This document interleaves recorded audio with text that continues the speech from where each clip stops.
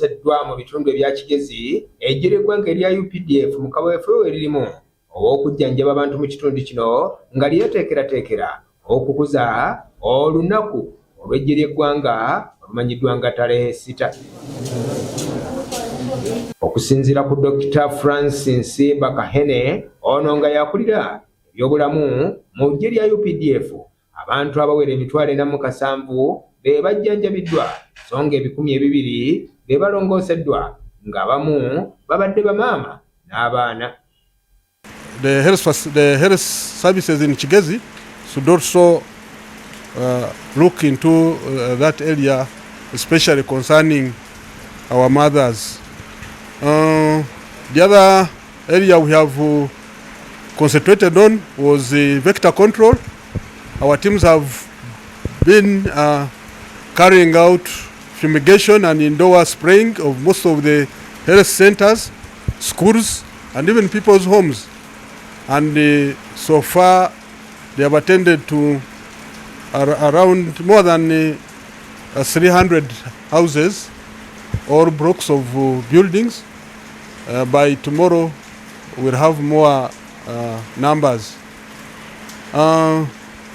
Lastly, I think we have had support from the Ministry of Health to give us film vans, which our health educators have been using throughout the region, educating people, sensitizing people, making them aware of the conditions we have. Bakahene agamba nti endwadde okuli malaria ne kansa wannabaana endwadde ze basinze okusanga mu bantu b'Ekigezi era nga bw'otabeerewo kikolebwa bangi olekedde okukkirira ezzira kumwa.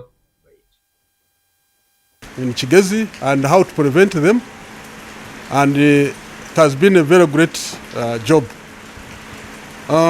However, we have had several challenges. Kigezi has been challenging to most of our teams, especially in terms of terrain and weather.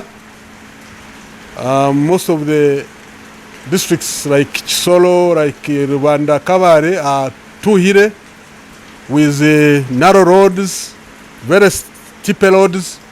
Onagamba nti abantu bonna abalongooseddwa ekitongole ky'ebyobulamu okuva mu ggye ly'eggwanga erya UPDF kyakugenda nga kibalondoola okutuusa nga bawonedde ddala bulungi.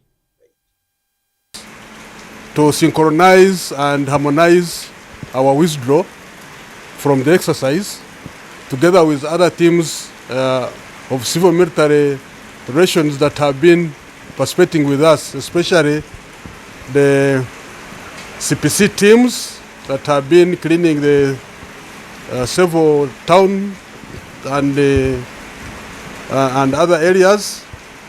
Those who have been participating in hydrological trainings and camps, and then us, the medical, those who have been providing medical services in the region. So by tomorrow, all of us will be leaving Kigezi. So far, so good. We have had a number of services provided to people of Kigezi, and they are very happy. First of all, Kigezi has been a very wide region to cover. There are only 6 districts, but they are widely spaced. Kinonyamu kyekirala ekisigadde olunaku lwa Talehe 6 lwaddi.